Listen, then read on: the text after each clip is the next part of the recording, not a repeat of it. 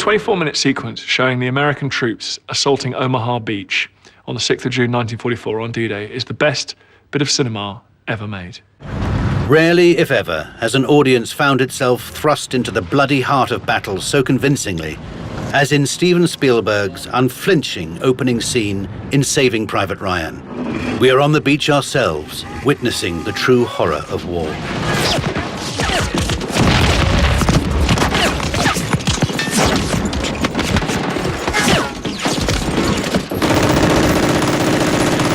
Hyper-realism, the shaky camera. You actually were that first person viewing on your way to the beach. And what it is, it brings it right down to the individual.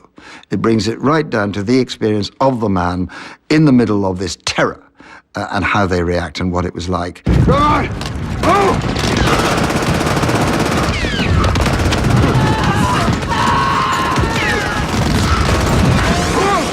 The brutality of it, the realism of it, you know, people were losing limbs, people were shooting and dying right in front of your very face.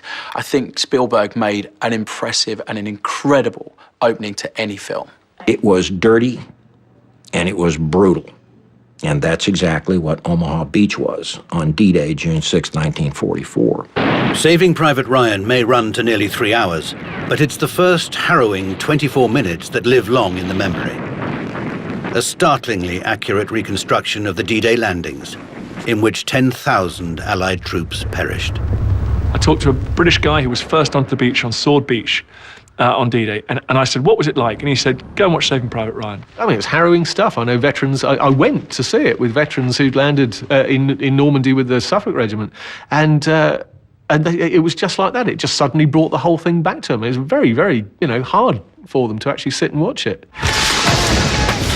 It is no accident that this famous scene is so believable.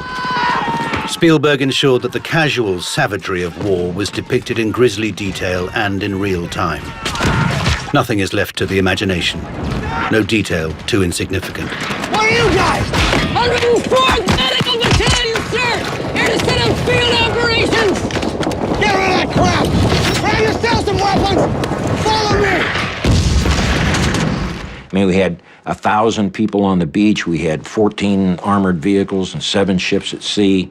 It was massive. For the sound, just the sound alone, they fired Second World War weapons into meat, into carcasses of meat. They hired amputees on the beach so that the actors would be shocked by what they saw. They didn't tell the cameraman what to film. They just told the cameraman to run up the beach, and that's why you see him kind of going, "Ooh, what's that guy there doing?"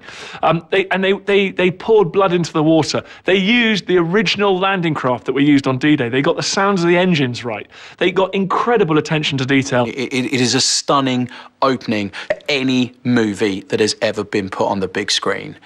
It is one that no one, I think, that's seen this film will ever forget.